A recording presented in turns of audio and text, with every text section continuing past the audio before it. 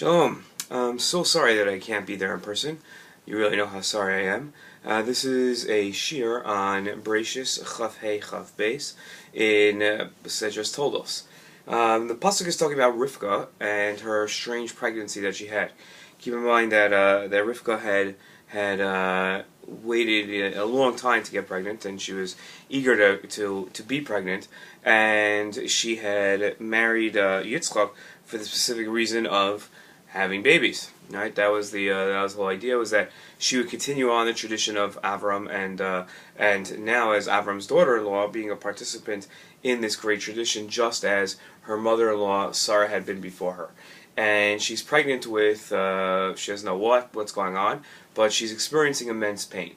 Now, pregnancy is never something that's comfortable for anybody. It's never something that people look forward to in terms of the pregnancy itself. It's the results of pregnancy. So she must have been experiencing something completely abnormal and wasn't sure exactly what the cause of it was. And this caused her to look around and ask herself. Right, the pasuk says that children struggled within her. Right, and she said, if it's going to be so much pain, why would I want this? Why am I like this? And she went to inquire of Hashem. Now, what that means, inquire of Hashem, doesn't mean that she prayed. I'm not sure if she prayed on her own, but it means that she went to find an answer. And answers of this sort you find with a Navi, with a prophet. And she went around to the prophets of the time and asked them what's happening. We know the Midrashim that talk about Yaakov and Esav, who were her children at the time, and as fetuses inside, and they were struggling with each other. And this foretells the struggle that Yaakov and Esav will have for eternity together. And plenty of midrashim about the fact that they would go by a house of avodah zarah, of idolatry, and Esav would be in the forefront and struggle and to get out, and then they would go by a beit midrash, and Yaakov would struggle to get out, and this was the battle within them. And Rivka asked, why, if this is so, why is it that she's experiencing this? That was her question. And so we're going to look at two different Rishonim. We're going to look at the Ibn Ezra and Rashi. We're going to look at the Ibn Ezra first. And the Ibn Ezra says on a simple level, he said, Rivka was asking, she was essentially saying, if she has this pain, so why did I pray for this in the first place? And she had prayed for a long time for this pregnancy, and essentially it was supposed to be a good thing, which is why she was praying for it. But there was so much pain, then she asked herself, why am I praying for this in the first place, if there is so much pain? What we have to look at is what was her conceptual question? What was she really asking? And on a simple level, it's pretty easy to understand. I prayed very hard for something, and now I have it, but it doesn't seem like it's all that great. This seems like the opposite of what I prayed for. This seems like nothing but trouble, and that's not what I wanted. I wanted something immense and great, and a sense of accomplishment, and a sense of playing a role in the future. So what she seems to be very upset. So what's the concept? So it seems to be that Rivka took her pain, and it fueled regret for her. That she now had a sense of regret over her prayers and over her feelings of wanting to participate in this next chain link of the Masorah, and that seems to be where she's coming from. And that was painful for her, and so now she's regretting. And the idea here, I think, that the Ibn Ezra is explaining is that what Rivka had to understand was that and this I think he agrees with Rashi on, that her statement had some philosophical implications to it. It wasn't merely a statement of being in pain. It wasn't a statement of her psychological emotions at the time. This was more of a philosophical statement that Rivka was making. And what Rivka was saying is, essentially, I'm looking at what's happening, and it's a phenomenal event that's occurring. This is something abnormal, it's strange. And now the question is, so what's really happening? And I don't think this is good. So Rivka is essentially passing judgment on this phenomenal event that's occurring to her. She's essentially saying that I am now saying that this is a bad thing. I am recognizing the fact that this is bad. This is not something that I wanted, and whatever is occurring currently is by all standards I've concluded is a bad thing. So it's not just a sense. We look at this, and if we met somebody on the street that was experiencing tremendous pain in pregnancy after having tried for years to have a baby, and they would have regret, we would say, okay, we understand. It's a psychological moment. She's emotional. It's hormone. She's pregnant, and it's a lot of pain. So of course she's regretting it. But after she has her baby, she'll be fine. So here, I think that's it's a little more than that. Rivka is not merely exclaiming her state of emotions, but what she's stating here is her philosophical state of mind, where she understands things to be. And she had started off by saying, I understand this to be a blessing to be pregnant. I understand to have that next link in the chain of the Masorah as a blessing and as a privilege. But now she's saying, well, hold on a second. If it comes with this much pain, then it can't be a good thing. And I think what's important to understand from Rivka's concept is that we don't always know what's best for us. A lot of times, and I'm not saying that there's some master plan.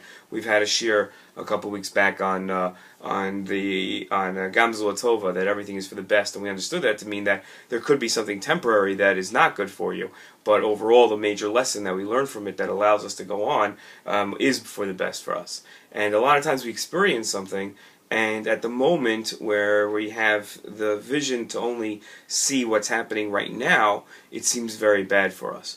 But we don't always know what's truly best for us. Again, that doesn't mean that when something bad is happening, there's really a master plan and it's really for the best for us. But we do have to recognize the fact, and I think that Rivka didn't recognize this fact. But Rivka makes a philosophical statement that I understand what's best for me, and this isn't it. Even though in years before this, she had stated the exact opposite, that being pregnant would be a good thing for her. So I think that's where the Ibn Ezra is coming from, where Rivka is making a philosophical statement of, I know what's best for me, I know what's truly best, and this is not it, because this is an immense amount of pain, and it can't be good if it's this much pain. And what we're understanding from that is that Rivka is looking inwards at a phenomenal event that's occurring and saying that this is not good. She's looking at herself and saying, I don't want this, this isn't good for me. Rashi takes a different approach, and Rashi's approach is that Rivka asks why she's experiencing such a strange pregnancy. Right? She wants to know why is this so strange. She doesn't say, why did I pray for this? It's not a sense of regret. But what Rashi's saying is that Rivka understood that this was an act of hashgacha. This is an act of divine providence. In other words, she understood that the role that she plays is as marrying a member of the Masorah, of the tradition of the Jewish people, marrying Yitzchak and Avram's son, recognizing that she's going to be one of the imahos, one of the matriarchs of the Jewish people. So she understood this, and she understood that if whatever occurs to them is going to be in control by the divine, there's no coincidences by them, there's no natural events. Hashem is directing everything that occurs to the avos and the imahos, and it's recorded for us because those are lessons that we have to learn and we have to understand. So what Rivka says is, this is a strange thing. I don't understand where this is coming from, and she wants to know from a genuine place, not like the Ibn Ezra where it's a sense of regret. She wants to understand it, and as Kodesh Baruch Hu is doing something, this thing happens to be occurring to her, but it is a phenomenon that's occurring, and she wants to understand it. She wants to understand why is something this strange, much like we want to understand. Because why did Rivka have to go through so much pain? What was the point here of her going through this pain, especially if she's being controlled by the divine? Rivka understands that whatever occurs to her in her life is going to be mostly run by Kadosh Baruch Hu. So now the question is, so what is this? Why is this occurring if things are supposed to be good? Things are supposed to be great for what's happening to her. So I think that the idea here is that at times a person has to recognize that they could be playing a larger role than just in their own personal life.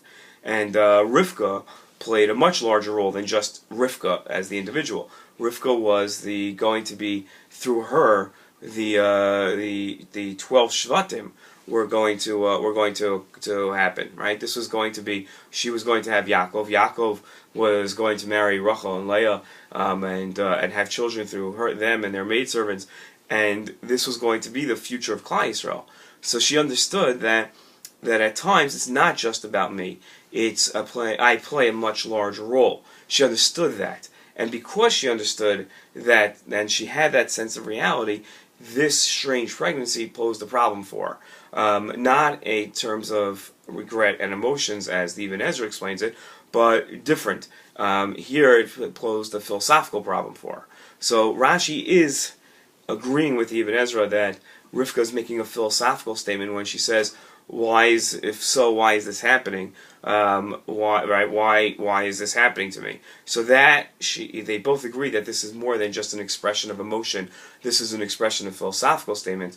What they disagree is when they have this moment of philosophical curiosity and her philosophical wonderment and confusion. So the question is, where do you look?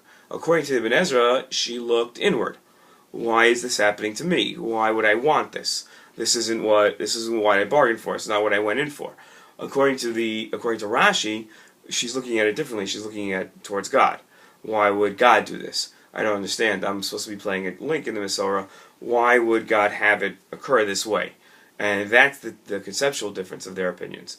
So that's the idea that we find in this pasuk, and just in terms of Rivka's statement, is a philosophical statement of explaining and exclaiming, I should say, of a confusion of what's happening. Rivka wanting to know, maybe I shouldn't have prayed for this. Maybe this wasn't the best, according to Ibn Ezra. A philosophical statement expressing and fueled by her emotions, while Rashi's understanding it as a philosophical statement that's wondering if her place is supposed to be in the Masorah. Why is this occurring? Well, that's it. Hope you took good notes. If not, you can watch it again. Shalom.